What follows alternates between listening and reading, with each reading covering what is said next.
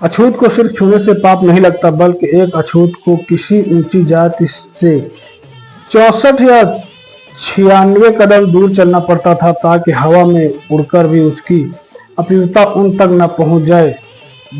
इसी वजह से स्वामी विवेकानंद ने जो 1890 में केरल की यात्रा पर थे, तो उन्होंने केरल को पागलखाना लूनाटिक अजाइलम कहा था। तो दोस्तों नमस्कार। यदि आप हमारे YouTube चैनल पर देख रहे हैं तो हमारे चैनल को सब्सक्राइब करें। यदि आप Facebook पर देख रहे हैं तो हमारे चैनल को फॉलो करें। ये वीडियो डॉक्टर भीमराव अंबेडकर जी का जीवनी का पार्ट 3 है। अगर आपने हमारे पार्ट 1 पार्ट 2 नहीं देखा है तो हमारे चैनल पर विजिट करें या डिस्क्रिप्शन में लिंक है, वहां से जाके देख सकते हैं। तो दोस्तों आइए चलते हैं वीडियो पर।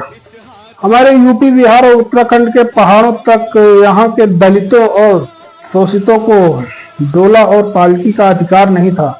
ऊंची जात का कोई व्यक्ति अगर चाहे तो घोड़ी पर बैठे पालकी पे बैठे, लेकिन एक दलित अपनी शादी में अपनी दुल्हन को पालकी में नहीं ले जा सकता था।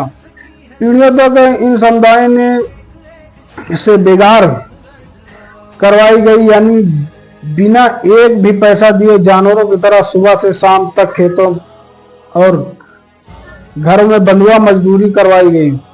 बदले में सिर्फ गालियां और कोड़े मिले। ये कोई मनगढ़ंत कहानियां या फिल्मों की स्क्रिप्ट नहीं है।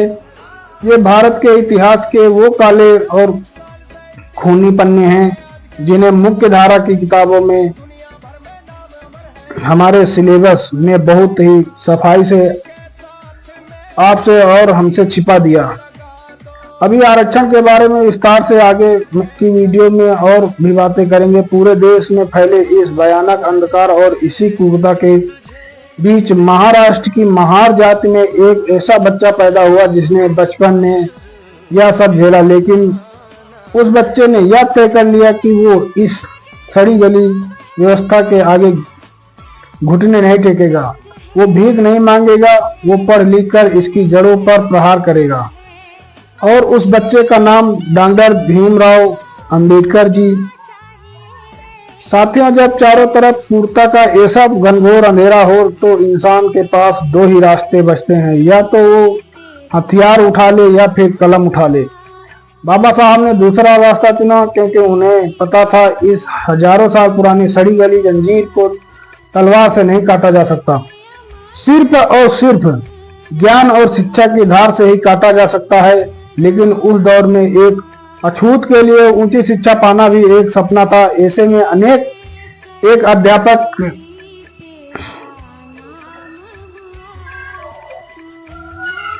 उनके एक अध्यापक थे श्री कृष्ण जी अर्जुन केलुकर। इन्हीं केलुकर गुरुजी ने अंबेडकर जी के मेरिट पास होने पर उन्हें भगवान बुद्ध की एक जीवनी तोहफे में दी थी।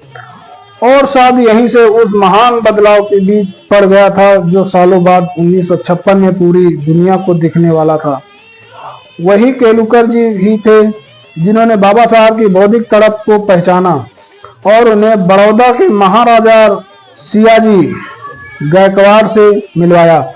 बड़ौदा नरेश एक बेहद विजनरी इंसान थे। उन्होंने इस होनहार लड़के को स्कॉलरशिप दी और 1913 में भारत का वो लड़का जिसे कल तक अपने ही देश में स्कूल में पानी का घड़ा छोड़ने की इजाजत नहीं थी, वो समुद्र पार करके दुनिया की सबसे बड़ी यूनिवर्सिटी में से एक कोलंबिया यूनिवर्सिटी न्यूयॉर्क पहुंच गया।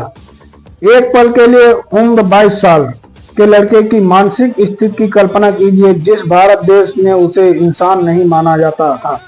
वह अचानक अमेरिका पहुंचकर वो देखता है कि एक ही बेंच पर गोरे छात्र बैठे हैं, उन्हीं के साथ वो अमेरिका पहुंचकर वो देखता है कि एक ही बेंच पर गोरे छात्र बैठे हैं, उन्हीं के साथ वो बैठे हैं। कोई उसे उनकी जाति नहीं पूछ रहा, कोई उसे अछूत कहकर दूर नहीं भगा रहा था। बाबा साहब ने अपनी आत्मकथा में लिखा कि अमेरिका जाकर अब उन्हें पहली बार ये एहसास हुआ कि स्वतंत्रता और समानता किसे कहते हैं। पहली बार वो इस घुटन से आजाद हुए थे। लेकिन क्या वो अमेरिका जाकर वहां की चकाचौंध में खो गए। क्या उन्होंने न्यूयॉर्क शहर में मौज मस्ती की? यहीं पर एक आम छात्र और एक युग पुरुष का फर्क तय होता है। बाबा साहब को पता था कि उनकी स्कॉलरशिप का समय सीमित है और भारत में करोड़ों शोषित लोग एक मसीहा का इंतजार कर रहे हैं। दोस्तों, कोलंबिया यूनिवर्सिटी के रिकॉर्ड बताते हैं कि भीमराव नाम का वो छात्र सुबह 8 बजे लाइब्रेरी का दरवाजा खुलता था तो वो अंदर जाने वाला पहला इंसान होता था, और रात को जब लाइब्रेरी बंद होने की घंटी बजती थी तो वो बाहर निकलने वाला भी आखिरी इंसान होता था। आज का युवा जो हर छोटी छोटी बात पर संसाधनों का रोना रोता है, जो 4 घंटे पढ़कर थक जाता है और रील स्क्रॉल करने लगता है, उन्हें यह सुनना चाहिए। बाबा साहब ने खुद बताया कि वो कोलंबिया में रोजाना 18 से 21 घंटे पढ़ाई करते थे। उन्होंने 3 से 4 साल का सिलेबस दुगनी क्लास करके महज 2 साल में ही खत्म कर दिया। एमए की डिग्री ली और फिर उसी कोलंबिया यूनिवर्सिटी से अर्थशास्त्र में पीएचडी कर डाली। उन्होंने दुनिया का हर विषय पढ़ना था। उन्होंने इकोनॉमिक्स पढ़ा, सोशियोलॉजी पढ़ा, पॉलिटिकल साइंस पढ़ा, एथ्रोपोलॉजी पढ़ा। उनके अंदर ज्ञान की एक ऐसी भूख थी जिसे दुनिया की कोई लाइब्रेरी शांत नहीं कर पा रही थी। कोलंबिया के बाद वो नहीं रुके, वो सीधे पहुंचे इंग्लैंड के लंदन स्कूल ऑफ इकोनॉमिक्स में। लेकिन तभी अचानक बड़ौदा रियासत से उनकी स्कॉलरशिप का समय समाप्त हो गया। उनके पास पैसे खत्म हो गए। उन्हीं बीच में वे ही अपनी पढ़ाई छोड़कर भारत वापस लौटना पड़ा। अगर कोई और होता तो शायद हार मान लेता, लेकिन वो अम्बेडकर जी ही थे जो वो भारत आए और संडेनहम कॉलेज में प्रोफेसर बने और अन्य नौकरी की पाई जोड़ी और फिर अपना बचा हुआ कोर्स पूरा करने के लिए 1920 में वापस लंदन स्कूल ऑफ इकोनॉमिक्स चले गए और यहाँ से उन्होंने 1923 में पीएचडी डॉक्टर ऑफ साइंस की वो महान डिग्री हासिल की जो आज भी अच्छे विद्वानों के बस की बात नहीं है। बाबा साहब ने अपनी इस एकलव्य मेहनत से पूरे भारत और दुनिया को यह साबित करके दिखाया कि बुद्ध किसी जाति की मोहताज नहीं होती। अगर एक बार किसी शोषित को बराबरी का अवसर अपॉर्चुनिटी मिल जाए तो वो पूरी दुनिया में अपनी मेथा का डंका बजा सकता है। साथियों, जब कोई नौजवान दुनिया की सबसे बड़ी यूनिवर्सिटी से इतनी सारी डिग्रियां लेकर भारत लौटता है तो आप क्या उम्मीद करते हैं? आप सोचेंगे कि ढोल नगाड़ों से उनका स्वागत हुआ होगा, रेड कारपेट बिछाए गए होंगे। खुद सोचिए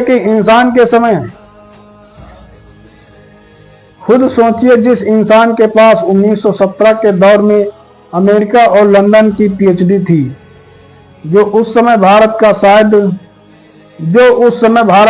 सबसे पढ़ा लिखा इंसान था। दरअसल बाबा साहब ने बड़ौदा रियासत के महाराजा सियासी गायकवाड़ के साथ एग्रीमेंट किया था। इस पढ़ाई पूरी होने के बाद वो रियासत में सिविल सेवक, दीवान या रक्षा सचिव के रूप में अपनी सेवा देंगे। तो दोस्तों, आज के वीडियो में बस इतना ही।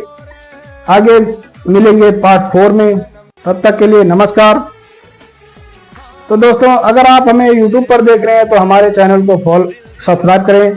अगर आप Facebook पर देख रहे हैं तो हमारे चैनल को फॉलो करें और अपने दोस्तों को शेयर करें। वीडियो अच्छी लगी हो तो लाइक, कमेंट और जरूर करना। तब तक के लिए नमस्कार। अपना ख्याल रखें, अपने परिवार का ख्याल रखें। जय हिंद, जय भारत, जय संविधान।